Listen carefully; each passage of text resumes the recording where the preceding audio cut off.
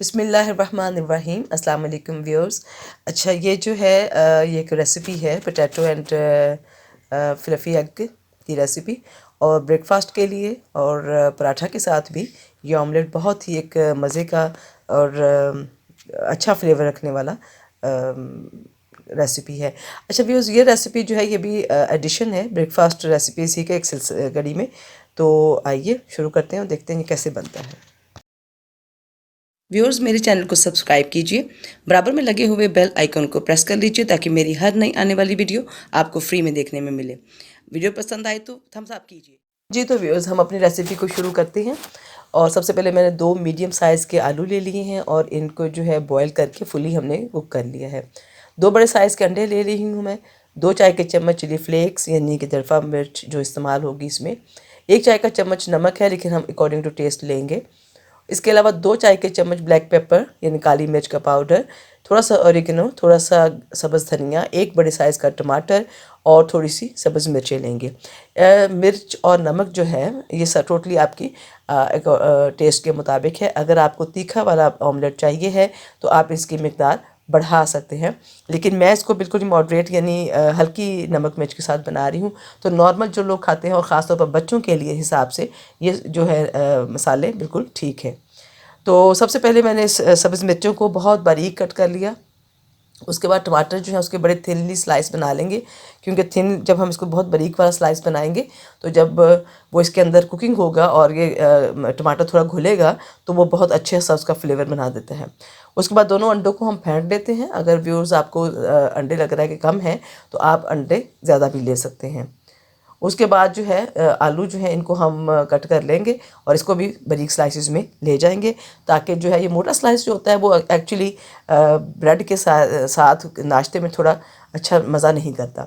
2 चाय के चम्मच मैंने पैन में ऑयल ले लिया और उसको हल्का सा मैंने नीचे से पैन को गर्म किया है। और उसके बाद जो मैंने आलू उबले हुए थे हमारे, उसको हम इसके ऊपर इसकी लेयर लगा देते हैं। और साथ में उसके ऊपर पहले हम आलूओं की लेयर लगा रही हूँ, फिर उसके बाद मैं टमाटर की लेयर करूँगी और जो बचे हुए आलू हैं फिर उसके ऊपर हम यानी ये सारी जो है तीनों हम तहों में इसको लगा देंगे।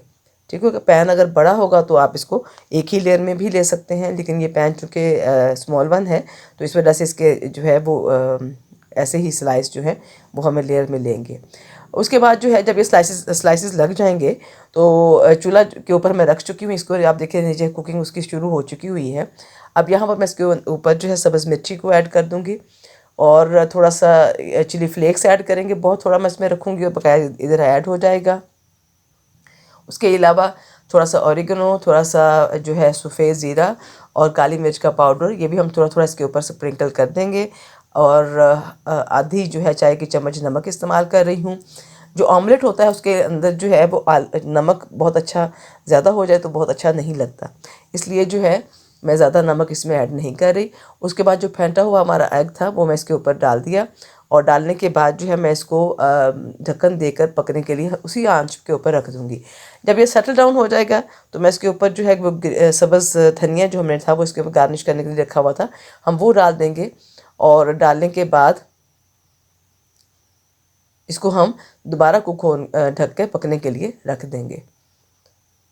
अच्छा जब हम इसको हल्की आंच के ऊपर कवर करके कुक करेंगे तो ये सारा जो हमारे चीज़ें हैं वो अंदर से अच्छे तरीके से अरोमा उनका तैयार हो जाएगा, मिक्सअप हो जाएंगी। और अंडा जो है ये तो डेफिनेटली उनको कैच कर ही चुका होता है, पकड़ चुका होता है यानी।